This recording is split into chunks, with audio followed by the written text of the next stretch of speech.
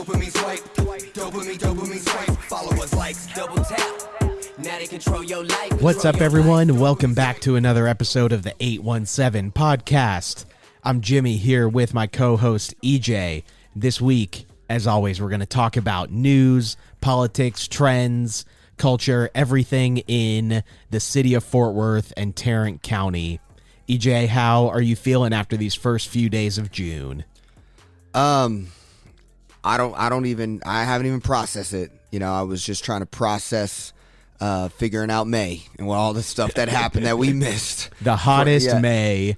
Yeah, I saw that. Like 26 years, maybe in history, the most days above 90 degrees. Yeah.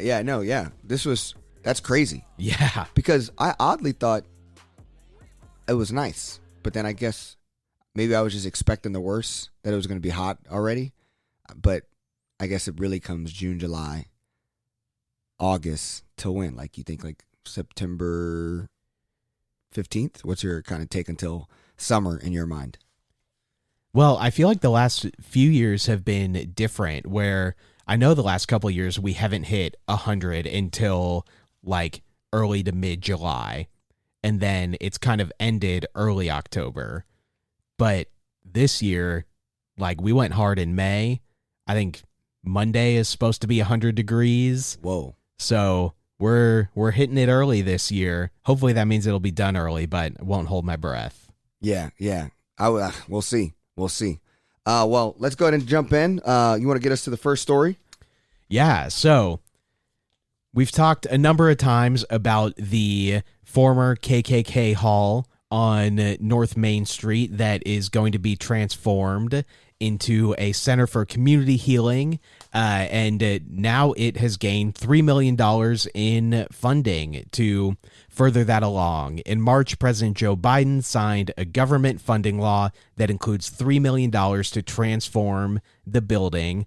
Congressman Mark Veazey, a Fort Worth Democrat, submitted the request for funding, and the board gathered on Tuesday to celebrate the $3 million. So the goal is for the building to have a number of racial healing and artistic uses. It'll feature a dance rehearsal space, an art gallery for racial, gender, and economic justice, affordable housing and office spaces, an amphitheater, and a public park, among other uses. So that's an exciting thing. It got $3 million in funding. I'm like, man, within a year and a half of Biden taking office, and within like 6 to 8 months of Veazey taking over the Panther Island area, we've got funding for Panther Island. We've got funding for revitalizing and transforming the KKK hall. It's amazing what happens when you've got people who want to create change in charge. I think it's super awesome. I also think it's in a great location, just because of all the other like historic art, spaces over there, even for like the Hispanic population, and just like this cool blend is going to be really exciting to just have that both pieces. I will say, just from like the perspective of like, what are we trying to solve with the question is like, I sometimes wonder is like, when we talk about racial healing, like what's the goal are we trying to solve? Is this an outcome play?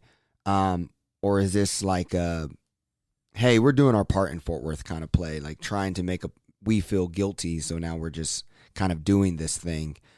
Because, I'm a believer in like, right, the real data that I probably have mentioned on a pod a million times, but right, the Brookings Institute wealth data on the disparities of, the median white family has $188,000, and the median family, black family has $24,000 in America.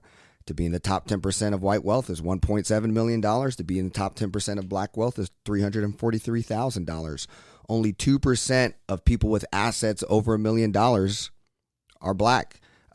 So I'm just a believer that this is awesome, but I would like to see $3 million really being invested to help close the wealth gap, putting it in black entrepreneurs' hands, and finding ways to make reparations for all the asset creation we have allowed in our historic past of Fort Worth. And you're seeing some people trying to do that where like Harvard just did $100 million equity fund doing an entire study around what kind of impact slavery had on their university and how much money they made off of it. And the $100 million fund was a drop in the bucket compared to what they made, but they're trying to build reparations, finding families of former slaves who worked on Harvard's campus, things like that. So I don't know. I think there's a further level that all cities, not just Fort Worth, can be doing to really impact Black people's success. So, yeah. And I think that's the long-term vision of the organization behind the center is Transform 1012. So members of the board, including Opal Lee and Fred Rouse III, who's a descendant of Fred Rouse, which the center will be named after, have a long-term vision for Fort Worth that includes this, and I think will also trickle into the development that they're trying to do in the historic South Side. So one thing that I just keep reading, it's going to be called the Fred Rouse Center for Arts and Community Healing, named after the only Black man who was lynched in Fort Worth. He was killed in 1921. I think that's really great that we are looking at this person's history, but we're talking about a building that housed the headquarters of the KKK. Fort Worth was a KKK stronghold. Can we stop pretending that he was the only person lynched in Fort Worth? Yeah. Maybe he was the only one recorded. Yeah. And that history is obviously important and is something that we can develop off of. But I think it's kind of a whitewashing of this institution to think that in a stronghold of an organization like the KKK, only one Black person was lynched in this city. Yeah. Can we please stop publishing this in the Star Telegram? Yeah. We obviously can and should honor his legacy, but I think it's pretty doubtful that he was the only Black person lynched by the KKK in the city of Fort Worth. Yeah. Yeah. No, you're probably, we got to figure that out. I wonder what some opinions are on this, and maybe someone from this board could join the pod one day, have on the pod to talk more about the history of Fort Worth and, what they're, maybe there should have been a quote around projected, or what some people maybe think on if there's comparables to other cities that maybe have had better documentation or history of what happened. I don't know, it's one thing to honor and dive into this person's history. It's another to act like Fort Worth had a one-off incident where, this one person was killed by the KKK here, when I don't think it's a big stretch of the imagination to realize that that's not true. Yeah, yeah. Nope, all makes sense. So we're excited. I think what's cool about this, though, Fort Worth is really has the opportunity. My fear is that Fort Worth doesn't have a marketing plan or a revitalization plan that can show that we can lead in Black tourism. I mean, I'm sure they're trying, because Visit Fort Worth works really hard to do a lot of stuff. So I'd be interested how much of their budget is to Black tourism and to telling this story, because I think there's a legit opportunity as more millennials become older, start having kids. Millennials are more diverse than boomers and Gen X.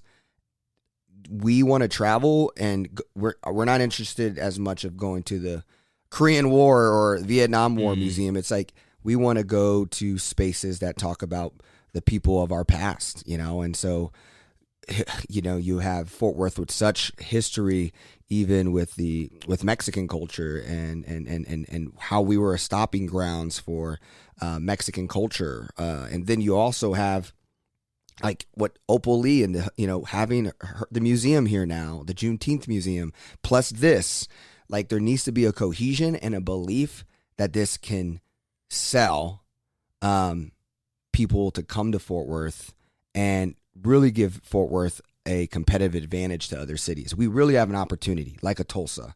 Like I feel like Atlanta has this, but I still don't even think Atlanta does it strong enough yet. Like I think you see in the first real place is DC.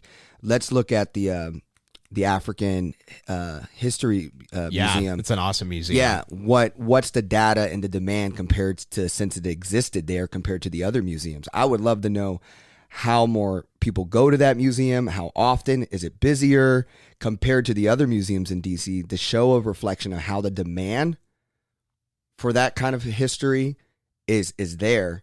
And if it's there in DC, it could be here in Fort Worth, and I think that's something that we need to be really looking at. Yeah. We're like laying the groundwork right now of this has gotten a lot of national attention. There was an op-ed in the Washington Post this That week you said you about didn't it. Yeah, I thought it was, it felt like a saving statues perspective on it, which I thought was kind of weird. Yeah. But then also like National Juneteenth Museum. So like we're laying the groundwork, and I imagine that Transform 1012 is going to hopefully be working really closely with Visit Fort Worth as these projects get completed to do exactly that and create a marketing program that shows that Fort Worth can be and will be a hub for Black tourism. Yeah, absolutely. Cool. Let's go to the next story where we're also a hub for aerospace manufacturing, right? This story is interesting. It was by Seth Bodine, which I got to see at Black Coffee the other day. It really kind of talked about how this like once in decades kind of contract with the Army is expected to make a decision. The idea here, though, is like there's more competition. There's more people. You're seeing that in kind of NASA and SpaceX and Blue Origin on the more aerospace side, but not as much as the military side, but it's definitely picking up. And so there's this idea and this worry, and kind of like how I interpreted the story from my perspective was like, if we don't get this awarded the funding, it could impact Fort Worth in a big way. I mean, Lockheed Martin employs 22,000 people in Fort Worth, Boeing 4,000 people. And the Army says they're looking to make a decision in September around building out what looks like going from the Future Long Range aircraft, which will replace the UH-60 Black Hawk, which was by Sikorsky's. I'm assuming that all the executives and the most important people at Bell and Lockheed are like probably losing sleep and just making sure that they win this, because last year Texas aerospace companies got contracts in 2020 of $83 billion. So they're just talking about how much we rely on these contracts to do business. They don't win the contract, you're talking about layoffs. You're talking about even these companies getting really hit in a big way, which obviously would impact Fort Worth. So I thought it was a short story. It was a hard story to read because it's a technical story around a space that I feel like is just hard to get through. But I wanted to put it on our radar that it's happening just because we got to see what happens in September and what it could look like. Yeah, we obviously like oil and gas is the more like flashy thing that we know funds a lot of Fort Worth, but we rely a lot on the U.S. military spending.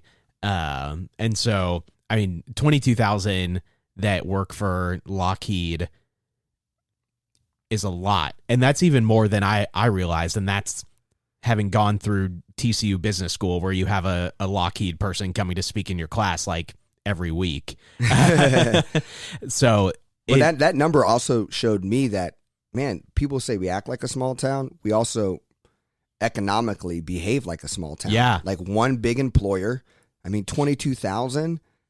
I mean, what's the working population of Fort Worth? I mean, let's say it's 500,000 people, 400,000 people. You're talking about 5% of you, of your people work at one place. Yeah. That sounds like a small town that you either work in the school, the small business, or the fast food and the gas stations in the area. Like, I feel like that's very a behavior of a small town. Yeah, I've made the joke in the past about our government being set up like Pawnee, Indiana in Parks and Rec, but in a lot of ways our workforce is too, except for ours is military planes instead of candy.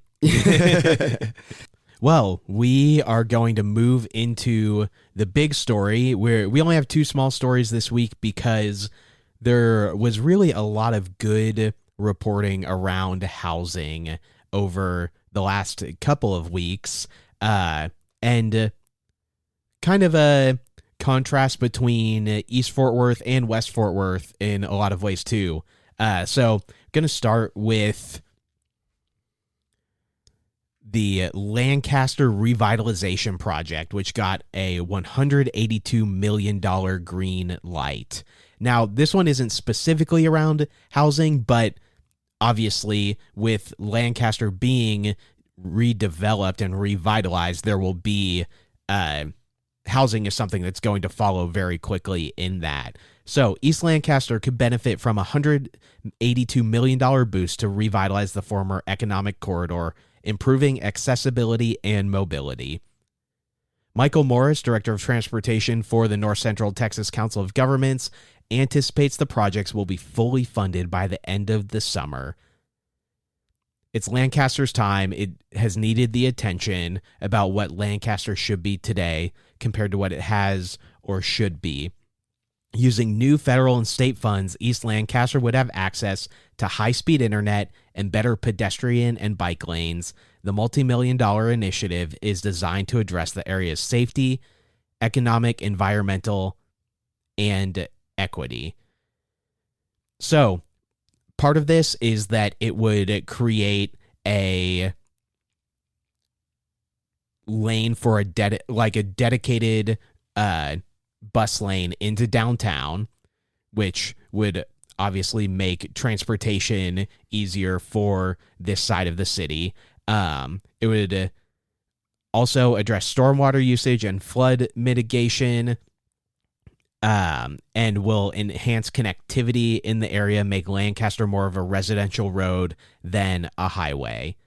So instead of 10% of the traffic being destination traffic on Lancaster, we're looking to kick that up to like 80%. Right now, it's essentially just used as a road to get into downtown, get to another part of Fort Worth. And we need it to become a place where people are actually, seeking out somewhere to go, seeking out a destination rather than just driving by. So the city of Fort Worth has already set aside $10 million from its recent bond towards East Lancaster, with a potential for an additional $6.5 million in the future. Texas Department of Transportation is allocating $30 million, and the Regional Transportation Council is allocating $40 million. Another $2 million is expected from the private sector. I think that, when we're talking about growth in Fort Worth, East is not something that is talked about very much, but it makes a lot of sense for people and companies who, people could live in Dallas and live in Grand Prairie, those suburbs, and still attract people to come work at a business in East Fort Worth. Whereas if we're talking West Fort Worth, that isn't a super feasible commute anymore. So making it a place where businesses want to come and develop, I think, is a massive opportunity for the city that really hasn't been touched so far. Yeah, and just this kind of goes into the 2 pieces here. Is there's a lot of room for Fort Worth to grow inside the loop or close to the loop, where currently all of our growth is in Alliance, right? East, we always talk about how east side of Fort Worth feels like a ghost town and a disconnection from the city. Bob Francis from the Fort Worth Report wrote a story about Fort Worth growing west with the new growth from ranch land. And it was just talking about all the development happening there. 5,000 new homes will take 15 years to complete. But there's a vision there And as you know, the project is just south from Walsh Ranch, which has 3,790 acreage, which includes their historic Veal Ranch of 3,790 acreage, based in PNB Capital Investments. Purchased that land last August, but the ranch property is located east of the company's Ventana development, which is 1,800 home community. So there's a ton going from there from a private side. So it's nice to see the government and other funds being used for Lancaster. It seems like a much smaller drop in the bucket compared to what's happened to the west side.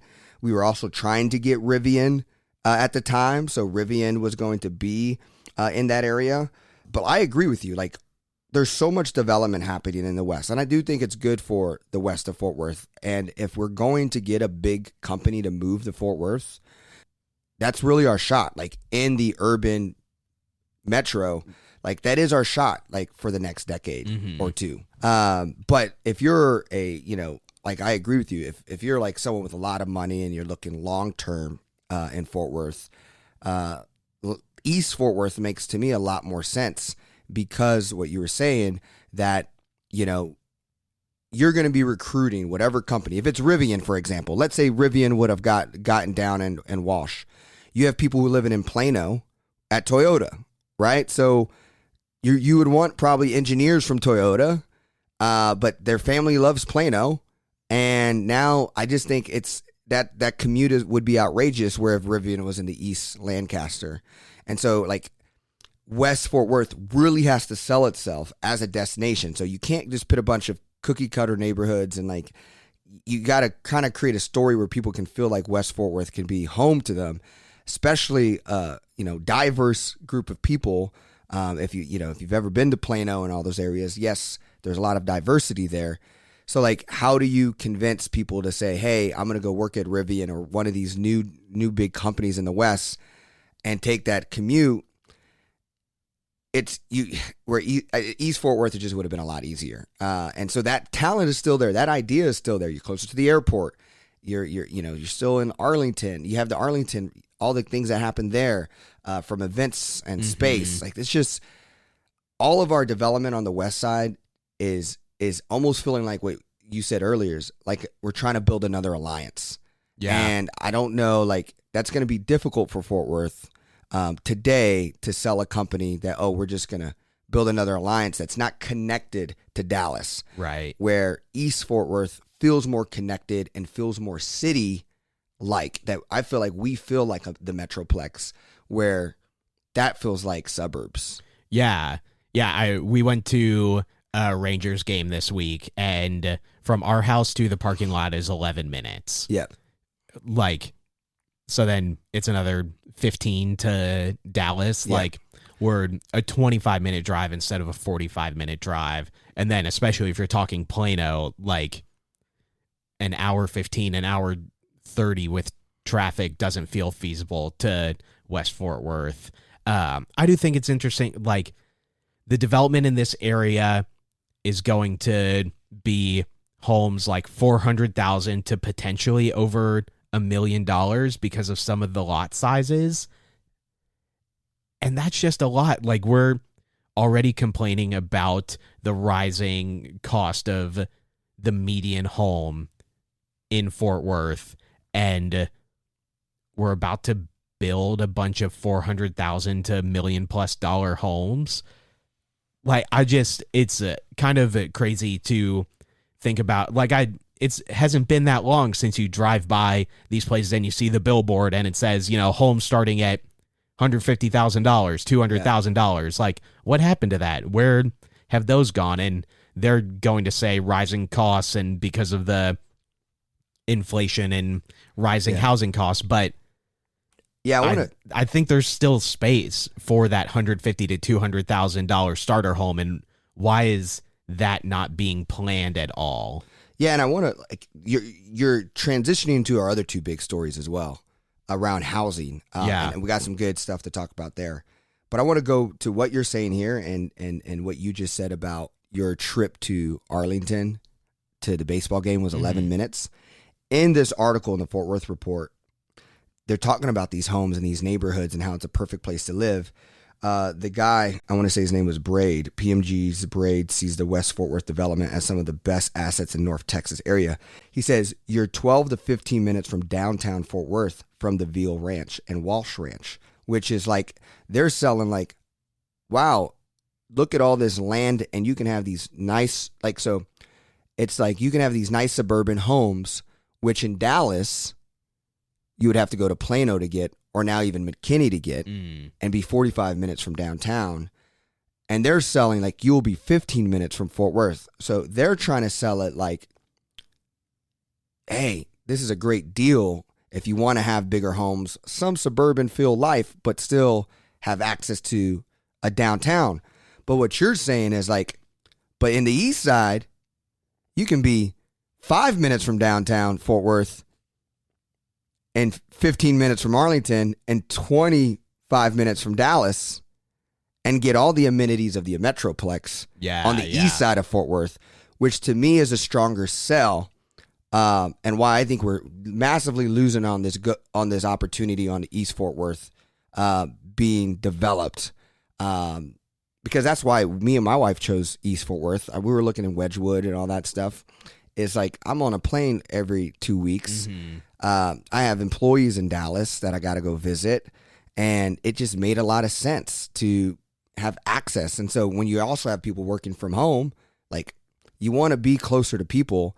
So yeah, I think so. Going to now transitioning over to your home thing.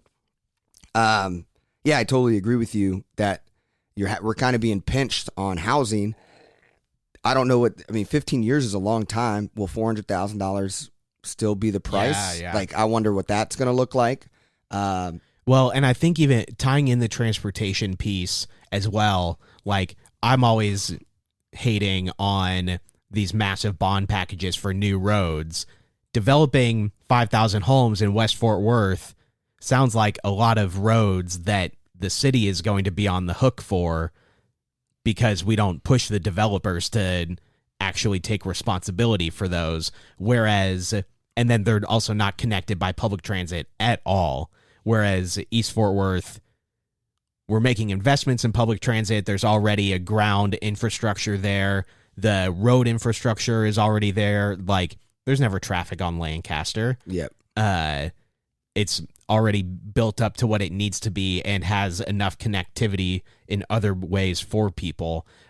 So like there's also the long-term cost of like, oh, there's going to be another $800 million bond or something for building some new roads out to the new $5,000 homes over there. Yeah. And, Fort Worth was built upon like being the Wild Wild West and disconnecting from Dallas. And so there was no agenda of thinking that prioritizing we need to be connected to Dallas. We were legitimately like the little brother who wanted to get away from the older brother's presence. But I just think from the company perspective, from selling Rivian or trying to get a Rivian to come to Fort Worth in the later future, Fort Worth's best chance is not selling, hey, we got suburban homes to downtown Fort Worth. Like, no, hey, we got business space that's in the middle of the Metroplex. Yeah. In the loop of Fort Worth and on the outside closer to, Arlington, like right there. Right. Because now you're in the center of the Metroplex while still having the Fort Worth amenities. Yeah. And we got to stop selling the Wild West Fort Worth on its own independence to national, international companies. Mm-hmm. We have the best access of development to the heart of the Metroplex. Yeah. So that's to me like the synopsis that we were trying to address and this crazy kind of big story that we try to put together for everyone. So if you felt lost, kind of the tie around the bow was like, that's kind of the billboard is Fort Worth connecting to the Metroplex and selling that to companies and people. Yeah.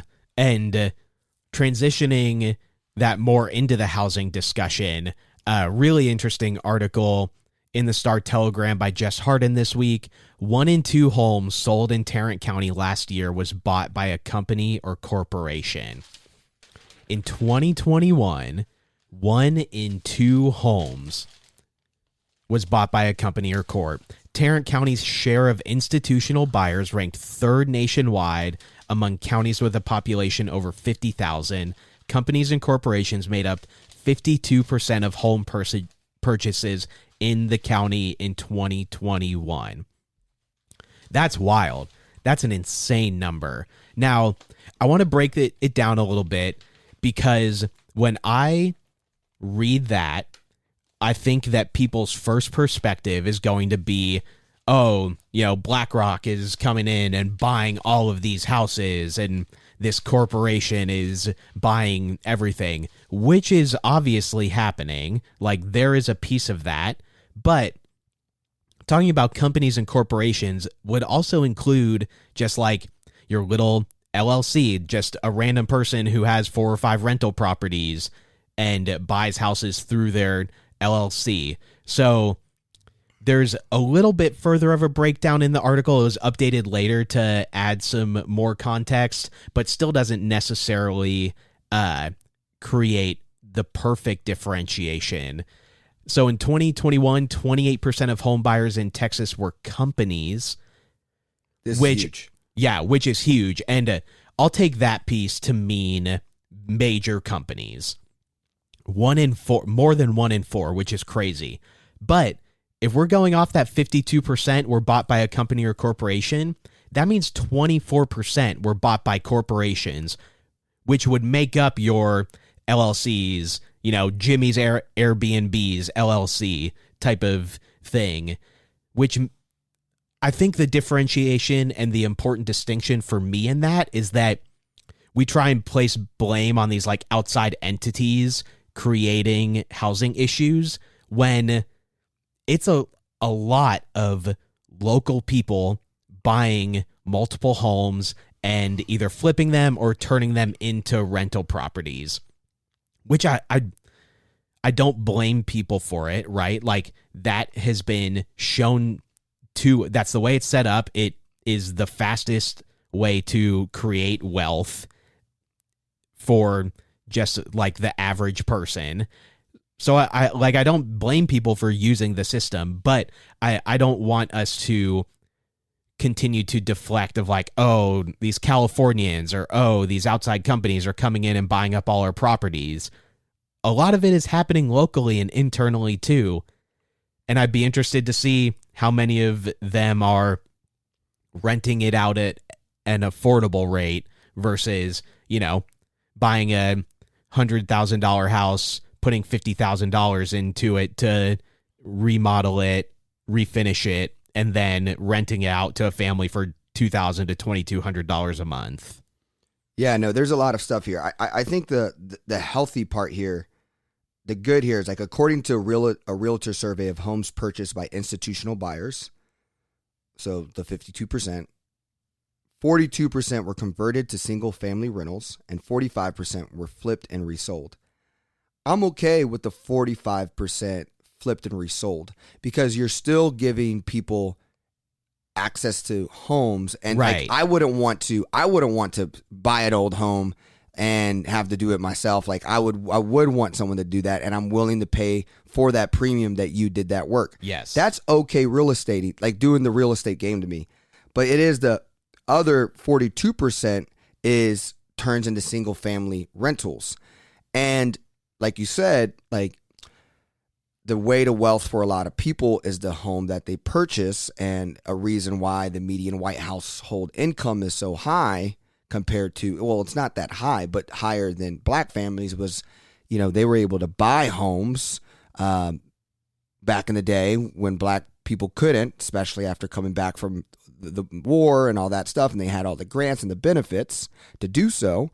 And so they took advantage of it, and that's how today's average American builds wealth in their homes. And so that to me is the problem. And I think there definitely needs to be more conversations around how do you tax for this, and how do you push, taxes, and government wants to set rules that makes a behavior change. Yeah. And I just think like we shouldn't be allowing any, like, I don't know what the number is, and surely we can figure out that number. But I bet those 5,000 homes that are being built is one person owns all of those. You know what I mean? Yeah. So that is happening. And you know what the other kicker is? It could be an international. It could be. I think this one is California based. I think that the article said that there were some California based investors. So that's just a tough part to me. But I think that's something that was interesting to see, that some of this is like, I'm okay like with buying stuff to then allow people to move in it and have homes. It's that other part that makes it tough. And it is crazy that like there are 25% less homesteads to buy essentially because of outside investors coming in and turning them into rentals. Like, how many of those could have potentially been purchased by somebody looking for a homestead if they weren't, outbid by a company? You can't blame sellers too. Like, they're getting offered, significantly more money than it may be worth, and they're being offered cash and to buy as is. Yeah. So you're going to take that offer, but for Tarrant County, that relative to the national is very, very affordable still. Like, we just have to do something to protect homes here because people that have money that doesn't go as far elsewhere are now going to be looking for other places to invest.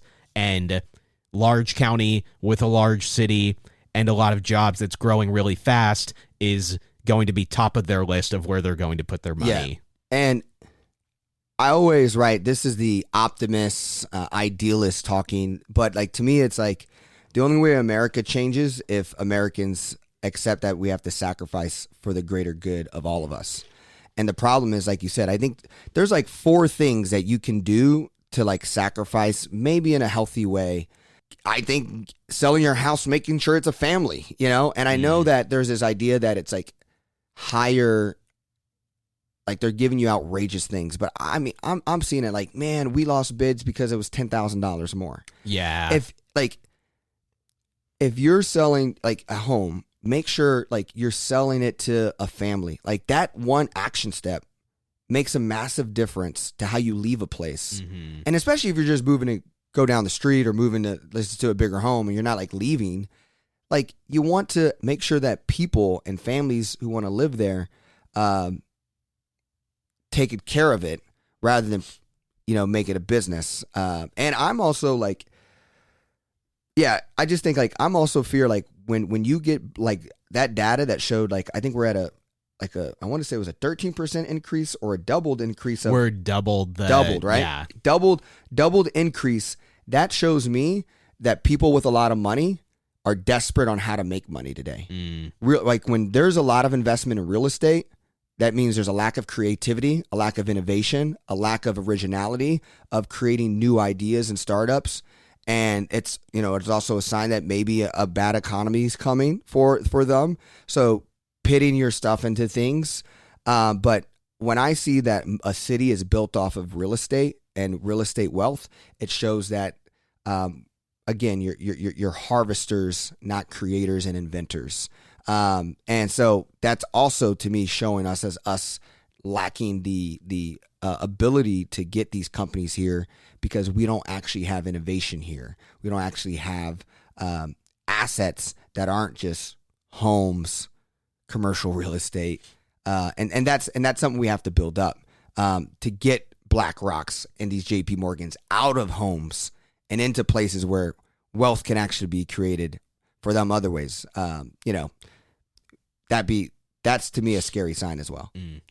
The article also had me thinking about, and then going to dig into apartment prices and wondering if I don't know myself how like apartments set their rent rates. I imagine that it is tied in many ways to the average rent in the area. So as we've seen home rental prices go up, I imagine that apartments are looking at it and going, oh, we can raise our rent too. And so, I was just digging around when we rented at the Depot, which is just east of Sundance Square back in 2016. It had a 2-bedroom. We paid a $150 deposit. That's it. For $1,500 a month. And that was all of our utilities included. Now, looking around, like $2,100 is probably the bare minimum for a 2-bedroom apartment, especially at these new ones that are popping up in the South Side and downtown. And then Michael Crane had an editorial in the Fort Worth Report about rethinking security deposits and housing affordability. According to Redfin, rent increased 21.7% last month to $2,090 in the DFW Metroplex. With that comes the barrier of rental deposits, where a lot of places are asking for 2 to 3 months rent as a security deposit. So if we're talking $2,000, that means that somebody has to come up with $6,000 for like no reason, right? Like it's just basically like a power flex that the company gets to hold on to. That $6,000 could be much better spent in a local economy than just sitting in an account for commercial apartments. But that's a massive barrier to entry for, you know, someone just coming out of high school or someone just coming out of college. Like, where is that money coming from? Either borrowing from parents or they're just having to figure it out some other way. They don't, it's a big barrier for suitable housing. And so I think we just really have to be looking at, like, how do we help get people into comfortable living situations? Because that's like the baseline for people feeling like they can live a normal life, is just having a comfortable and safe place to live. And I think we're nationally on the verge, and in Tarrant County on the verge of tipping too far to where that's not the case for the majority of people. Yeah. What you were saying there was just really important around another article I was reading. I was looking for it while you were speaking. Was how high home ratio is of costs to a family. You know, like they say like 30% is healthy, or is like the average or something like that. But there was a graph, I got to find it, but I think it was in Bloomberg or The Economist, and it was just showing how outrageous, you know, there's some places in America where it's like 50% of your income, you know, even like, I think like it was like LA and New York, upwards of 60, you know, like literally you're paying to live. Yeah. And that's all where your money's going. And just to have a place, and I think if a recession comes, or, you know, and if all this, like people are predicting a big recession, and I remember reading also another Bloomberg article around how, you know, this guy, you know, the guy he was quoted predicting a 20% decrease in home values going to come up. And he was just kind of talking about this. But if all this recession stuff happens, it's because everyone got greedy and thought you can continue to squeeze. And we do continue, and like consumers got to a point like, okay, I guess we're paying $4.50. I guess we're paying $5, whatever. Yeah. But it's coming to a point where I think people are like, nah, fam, like I'm done, like literally done. I can't go any further. Or like, this is just getting out of control. I look at like, you go on Zillow in our area in East Fort Worth, the amount of homes that are here now, like it's getting a lot more red circles around the neighborhoods. So it's shifting quick, I think. Yeah, that's also the product of summer. Like more houses are sold during the summer where, you know, kids are off from school, people have maybe a little bit more time and are out a little bit more. But I think that if that does come, which I'm a little skeptical, like I think it's a lot more like internet based than it is like reality based right now. Like Tarrant County is going to be, in my opinion, less affected by it because the people in other places are going to see this as a place to come to. Yeah. For, you know, North Texas in general, like Austin doesn't fit the bill anymore. Like how far out do you want to go in Houston? You know, San Antonio still fits the bill for attracting people. But Tarrant County and North Texas especially are a place where people are going to look at, like, okay, centrally located airport, easy to, get out for a weekend or for a week if I want, easy for people to come visit. Like, we're still so cheap relative to the rest of the country that, like, it's still going to keep I think coming here. DFW is always fine in recessions. And that's a national, that article is a 20% drop in a national perspective. Like, so like in '08, right? Like Vegas, you're talking dropped. Yeah. Big, right? And so like, there's going to be some places that drop really big. Yeah, sure. Do we drop 5, 10? I actually disagree with you on this. I don't disagree, but I think we're going to be okay, but we're going to have probably the biggest hit DFW has ever had, but it's not going to be comparable to most places who got destroyed. Like, ours is going to be fine, and it's going to be temporary, I think. I just think it's going to be, I don't know. There's a home being sold right across the street for me, which is being sold 10% more than what I bought my home, and it's probably half the house and half as good in shape. Yeah, it's wild. And it's going to stay, and I'm just seeing the dates go longer, and I'll be interested to see how long things stay on listings over the summer, because you're going to have, like you said, the demand of people wanting to buy in the summer, but if the supply ain't right, people are also paying twice as much to go on family trips, and they might not even have the money to even go buy houses this summer. Yeah. So I just think you're going to have this, like, we have buffed up all these housing prices over the pandemic. Yes, people buy houses this time, but we might not have that same supply. So now you have more houses and all that. So a lot of stuff could happen. Who knows what could happen? But it's definitely, I think, something. As me and you, who this is our first recession as adults who are professionals, I'm really interested and excited to have lived the experience and see how it kind of goes. Mm. Well, and you didn't seem excited to go through it. Yeah. Well, and this kind of transitions us into the last of these stories, which is about an affordable housing project that is looking for funding in Fort Worth. So the next couple city council meetings, they will be evaluating affordable housing proposals. They'll consider 3 proposals with funding from the American Rescue Plan Act as a part of its latest effort to address affordable housing. The Tarrant County Homeless Coalition is requesting $20 million to create 165 affordable housing units to meet a goal of ending chronic homelessness by 2024.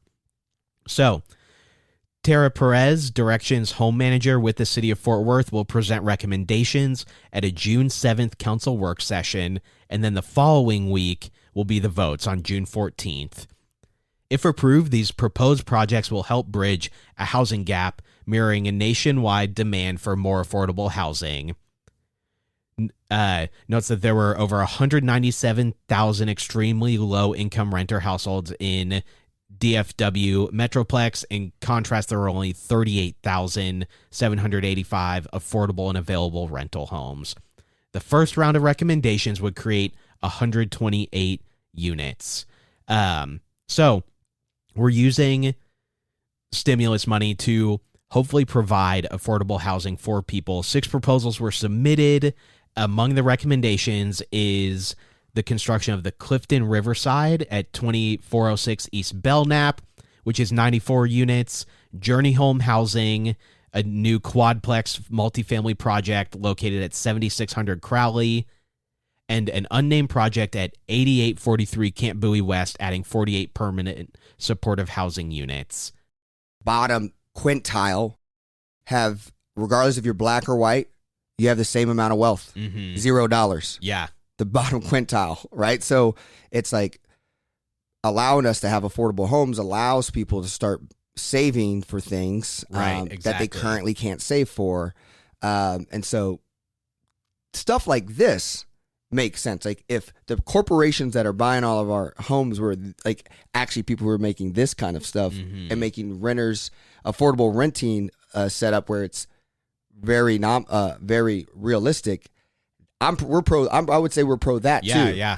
It's the so yeah. I'm just kind of saying like this is a great way to like for the bottom quintile to eventually lead to wealth as well. If it's still the traditional way of home ownership, which may not just be the case anyways, but I just think that it could be possible to move them from renters to owners or be able to own something, start their own business, whatever, own something. And like when we're talking about people experiencing chronic homelessness, like step one to maintaining a job, being consistent at work, is having a place to live and go home to, and having an easy means of getting to work. So making sure that these places are well connected within the city so that people can get a job, even if it's, just something starting out, but they can maintain their position because they've got a bus that comes by their house, or they're walking distance or biking distance from their place of living. Like, people, that's step one. So by providing these housing options, we give people that foundation so that, they can live there for 1 to 2 years, save up, and be able to transition into something else because they're maintaining a job, and they're able to move up and find different opportunities because they've been able to maintain that consistency. So it really, like, I appreciate what Fort Worth is doing to try and address chronic homelessness, because it's not Band-Aid solutions. It's long-term, building these people up, showing that they have dignity and respect, and actually trying to transition them to a stable lifestyle versus, just trying to throw Band-Aids on things that don't provide long-term solutions. Yeah. I always have this thought. I was like, how could we create affordable housing? And I was like, man, I feel like one day Amazon's going to get into this space. Like, they already did Whole Foods. They bought grocery stores. You're going to have Amazon Prime. You're going to have, 1 million people work for Amazon. Amazon is the size of Fort Worth, and we're becoming the United States of Amazon anyway. So we're like, at minimum, the quality of life for humans is going to be like, you wake up, you live in your 3D printed Amazon Prime home, you get shipped your Amazon Prime food, and then you get shipped your movies and music onto your Alexa, and we're just going to be the United States of Amazon at the minimum of human. Like, this is what it just sounds like. Like, it's kind of scary, but like, it's also, if the minimum is that these big corporations can get involved to make it fruitful to do affordable housing, because they could maybe also use new technology and be faster. Yes, you're working with the government, so there probably has to be a lot of slow and patience and processes. But I'm surprised that someone like Amazon hasn't got into the affordable housing space.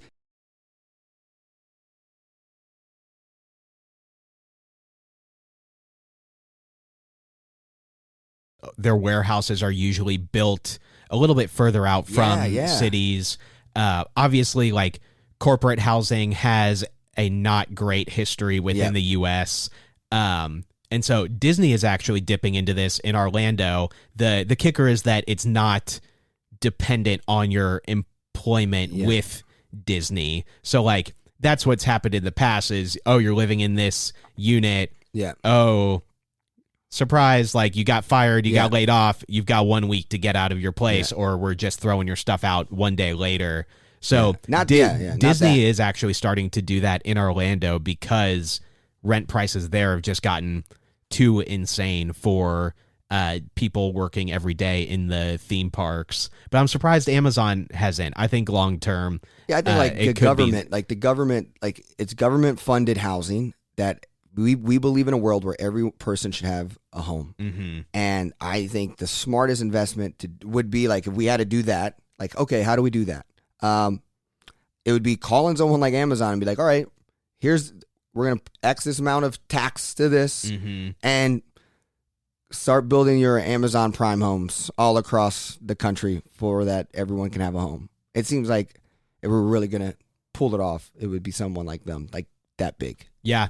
I would not be surprised if Yeah. that happens in the near future, especially if we They do need hit the new tipping market. point. Yeah, they need when you're at it that when your market cap's that big, and now you have to find a way to find new money. Mm-hmm. You need to find big conglomerate markets that you can like take over. Right. Which they're getting into health. Like health is next, right? Well, and like when you're in New York, LA, whatever, people working for you don't have a place to live. Like the next iteration of being able to actually maintain your workforce is, okay, we need to make sure these people can afford to live within 20 minutes of us. Yeah. And that's kind of the tipping point I think we're at now, is when rent's $3,000 to $5,000 in some of these major cities, these companies are going to run out of people that can afford to work there. Yeah, I just saw a Bloomberg article pop up, and it says Americans say stress of buying a home right now is making them cry. 50% of home buyers said they cried at least once during the process of purchasing a house. More than 65% of Gen Zers buying said they were brought to tears. Gen Zers are like 25 years old. If you the oldest Gen Zers, yeah. So like, 20. what you doing buying homes like 25? You're probably crying because you got everything given to you. Now you think it's not working out hard. It's working hard for you. Look at you turning into a boomer already. I know. Oh no, I'm definitely like, millennials and Gen Zers, like we're kind of have that like clap. There's TikTok is like all about millennials and like Gen Z's, like they be calling us old and all that because we are old now. Like the highest age of us, like 45. We're older. So, and I was just at a camp with a bunch of students and they were just clapping on how we're all us counselors were millennials and making fun of us. So yeah, I don't have a problem with them yet.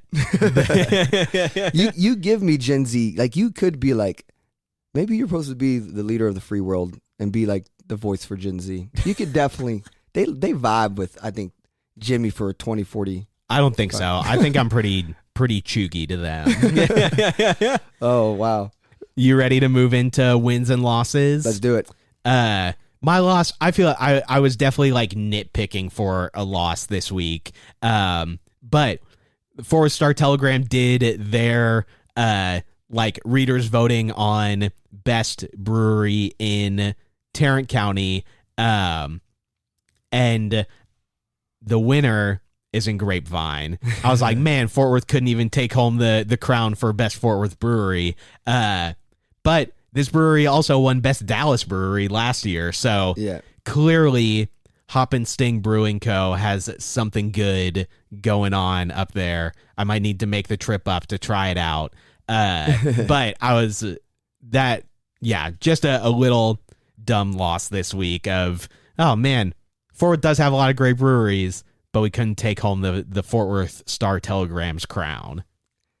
My loss is it's not, again, I think we were both looking for losses in Fort Worth, for this segment. So my loss is that we had the opportunity of continuing to create a diverse city council where we had Tara Wilson, a female, a Latina, running for city council, and instead we added another white man to city council. This is nothing against Alan Blaylock. I know nothing about him. I'd have it's not Carrie Moon, so hey, there is progress.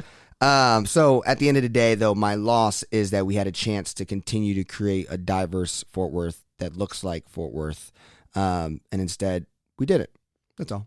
Yeah, and I would love to have something a little bit more inspirational than your vision being like fixing potholes and safety.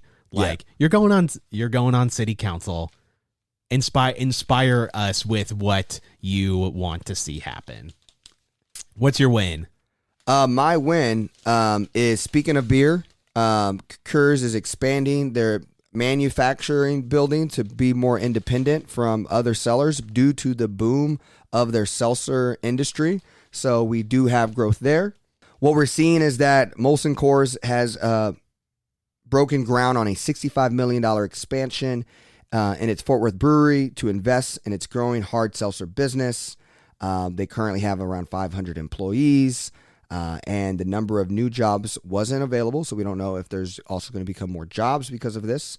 But the 200,000 square foot warehouse will allow the brewery to remove the need for third-party vendors for final packing assembly, which the company said it believes will reduce shipping costs and transportation time. So expansion, growth in Fort Worth, going to give it a win. Maybe the loss could be that people are starting to drink seltzers. That could be the loss. But hey, it's these Gen Zers. What can I say? You know, They love their saltsies. My win, and this is the coolest event that happens in Fort Worth. Yeah, like, big truly, every 4 years is basically the classical piano Olympics. The Van Cleveland competition, it's happening right now. We're down to the final 18 quarterfinalists. Like, the best pianists in the world are here competing. You can live stream any of the sessions. Tickets start at just $15 for some of them. Like, it is an incredible legacy that Van Cleburne has in Fort Worth, and just the fact that we get to continue to host this competition is amazing. And like, downtown is bumping. Like, It is. I was getting my haircut on Saturday at local barber, and like, they have a ton of the usual street parking cut off for like special event deliveries and whatnot. Like, there are a ton of people walking around that do not look like typical Fort Worth people. 100%. So, like, and I felt bad with them. I was like, go this way, go go that way. Sorry, you don't. There's nothing here for you. You're like, man, this is downtown. So, cause I was like pointing. I was literally downtown for something. I'm just like, there's like these cool looking Asian kids, and I was like, you want to go that way, player? That way. Go South Main. You know, I'm telling you, we're better than this. I'm telling you, we're better than this.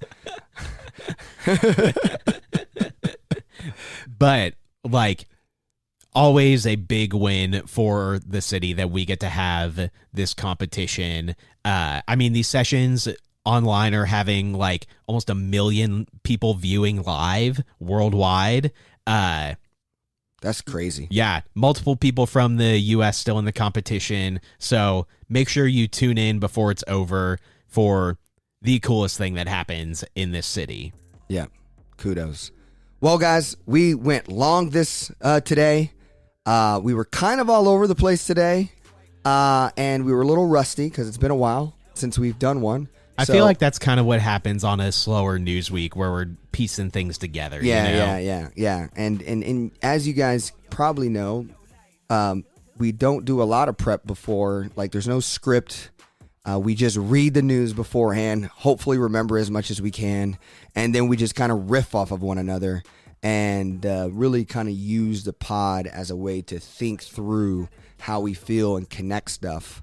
So hopefully you got some nuggets in this, and I think this is something we're going to continue to go back to, as you know, growth is a big part of Fort Worth. So we're going to get clearer, more updates, and be able to provide more value as we continue to read more on this topic.